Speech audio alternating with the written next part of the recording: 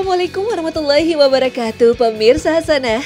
Daging merupakan bahan makanan yang hampir digemari setiap orang. Selain rasanya yang lezat, daging banyak mengandung gizi seperti kalori, protein, lemak, zat besi, selenium, dan vitamin. Daging dapat dibuat menjadi berbagai olahan makanan yang enak.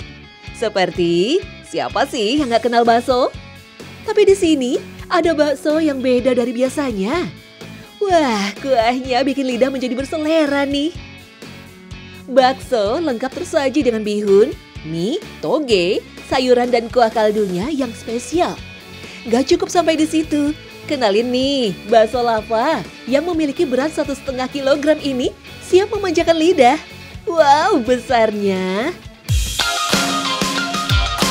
Sebelum menyantapnya, siram bakso dengan saus barbeque dulu supaya rasanya makin meledak.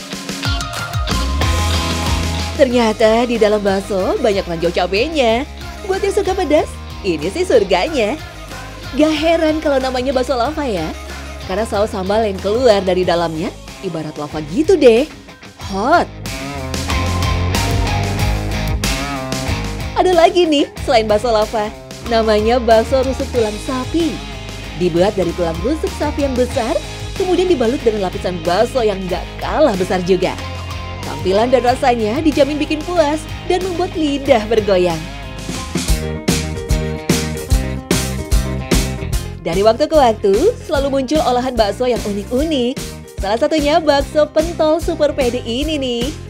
Khusus diciptakan untuk memenuhi kegemaran orang Indonesia terhadap makanan yang pedas. Nah, adonan pentolnya sudah siap nih.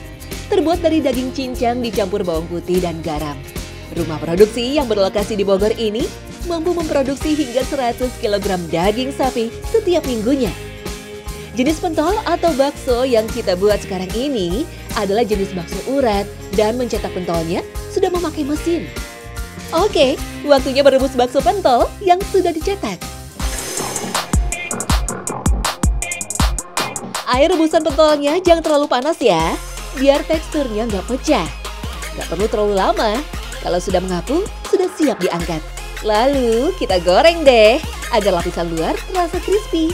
Proses ini juga membantu pentol agak lebih awet dan gak gampang basi. Untuk sambalnya, memakai cabai rawit setan yang terkenal pedas.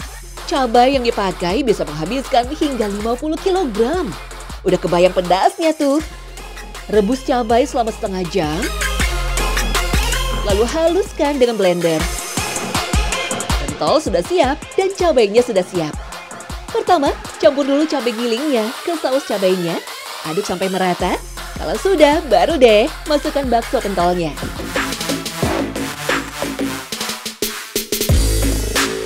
Panaskan bakso pentol yang sudah dicampur cabai tadi di wajan. Tambahkan sedikit air kalau mau kuahnya tidak terlalu kental.